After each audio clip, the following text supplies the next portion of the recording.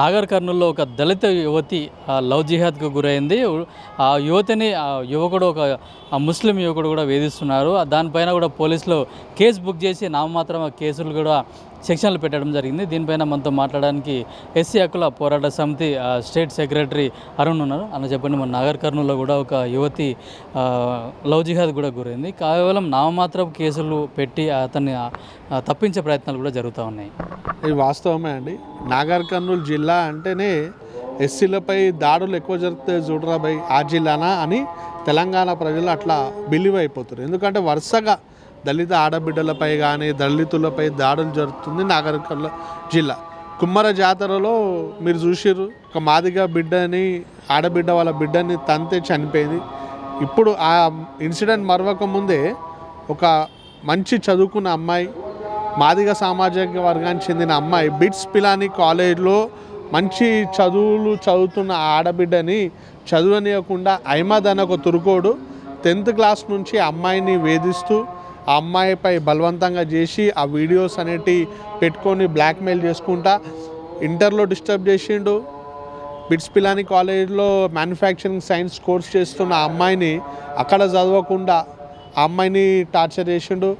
సరే అని చెప్పి ఆ అమ్మాయి వేరే దగ్గర ఒక మెడికల్ ల్యాబొరేటరీలో జాబ్ చేస్తే ఎంఎస్ మెడికల్ ల్యాబొరేటరీలో జాబ్ చేస్తుంటే మంచి స్టైఫన్తో ఆ అమ్మాయికి హాస్టల్ ఫెసిలిటీస్ ఉంటే ఆ హాస్టల్లోకి వెళ్ళి ఆ అమ్మాయిని కొట్టి నువ్వు చదువుకోవద్దు, నువ్వు చదివితే మళ్ళా ఉన్నత స్థానానికి వెళ్తావు, నువ్వు ఇట్లనే ఉండాలని నేను పిలిచినప్పుడన్నా రావాలని చెప్పి ఆ అమ్మాయిని కొట్టి టార్చర్ చేసిండు ఈ అహ్మద్ అనేటోడు.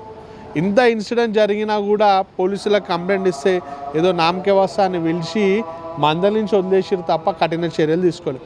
పోలీసులు అప్పుడు కఠిన చర్యలు తీసుకుంటే ఈరోజు ఆ ఆడబిడ్డ బిట్స్ పిలానీ కాలేజీలో చదువుతుండే ఉన్నది, ఇంకా మంచిగా ముందట్టుకు పోతుండే.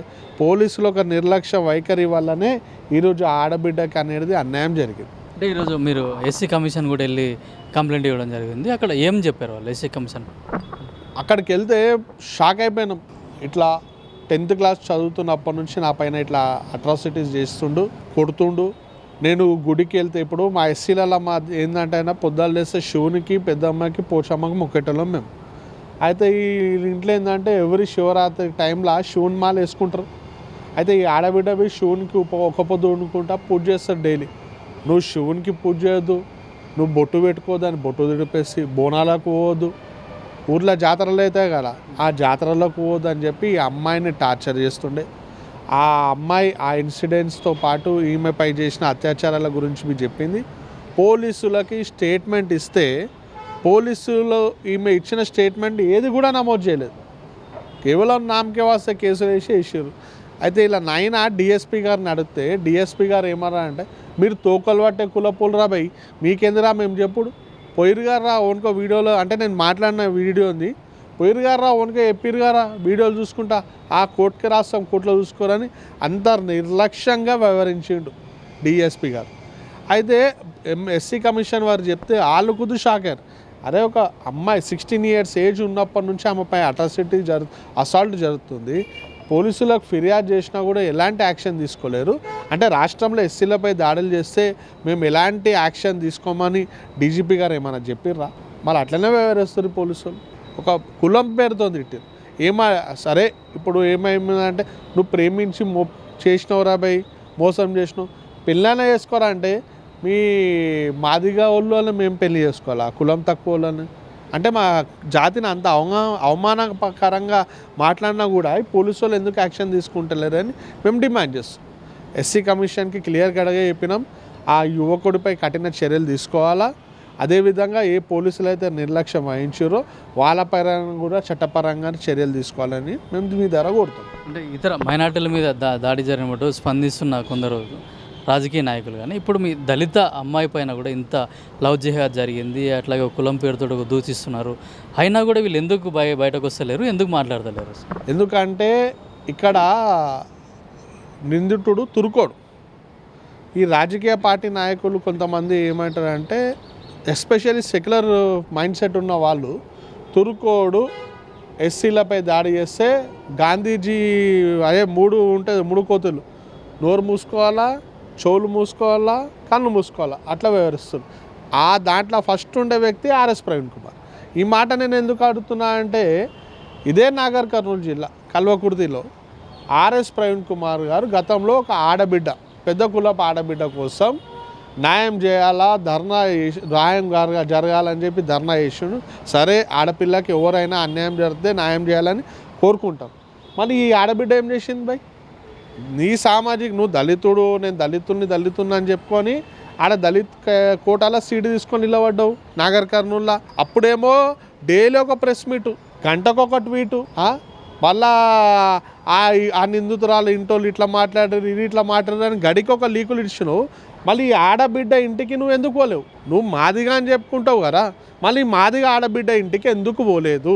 ఎందుకు ఆడబిడ్డకి రక్షణ కోసం నువ్వు ఎందుకు ఆ ఆడబిడ్డ కోసం నిలబడలేదు?